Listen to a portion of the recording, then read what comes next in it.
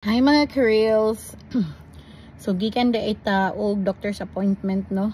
So tanawa ako ang amiga. Down. So gikan da ita sa ako ang GP diri mga Karels kay gipadaan tag suwat lagi kay ngano kanang for review na daw. So katuding siya nga suwat mga Karels isa ako atong pap smear. So since ito may GP kay ako lagi nang gipa-check up pod kay ang iyahang ulo na isa mad.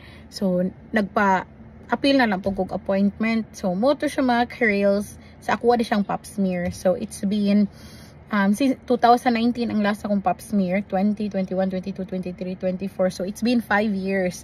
Kay diri mga Karels, every 2 years mag pap smear ka unya. Kung 2 consecutive 2 years okay ra ang imuhang pap smear, every 5 years na dayon ang sunod. So mo na to mga Karels, 2019 ang last na akong pap smear. So I always do pap smear with mga Karels no, kay importante jud kaayo ang pap smear. Pap smear is really important. Ayaw jud mo tuuan ng mingon sakit.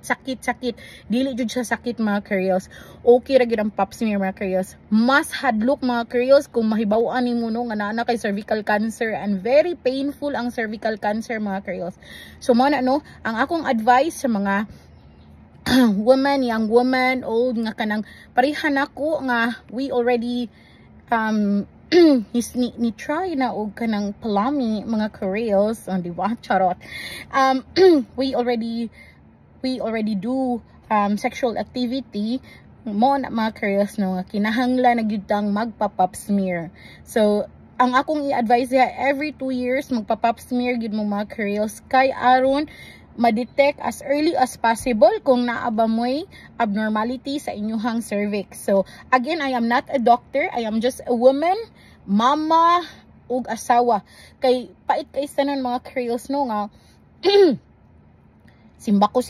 Wala tay mga paki sa tong lawas kay lagi healthy, lagi kayo tano, okay kay sanan ang ato ang pamati, and then suddenly one day, bang!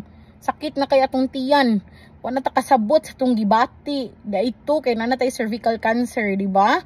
So mas maayo gid na nga mahibaw-an nato. Ayaw mo kahadlok nga mahibaw-an kay cervical cancer mga Karels kung early stage pa pwede pa gyud matreat.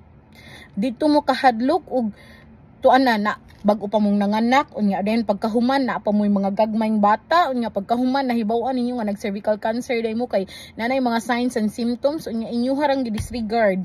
Diba? Nga inig kuan na rin ninyo, inig chuva-chuva na ninyo sa imuhang bana, sakit na, or inig chuva-chuva ninyo sa imong bana, gadugo ka, nga, dili gyapon ka magpa-check up, kay okay ra, o diba? Murag wala raman, wagtang raman ighuman, o diba? Dili jud na siya angay i-disregard mga Karels. So, man ang ako ra jud i-advise, please do pap smear, kay okay ra gyud siya kayo mga Karels, o diba?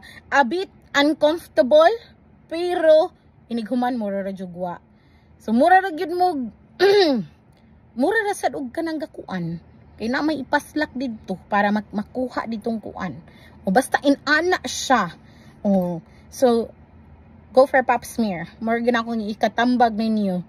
Pap smear para maluwas ta sa sayong kamatayon due to cervical cancer.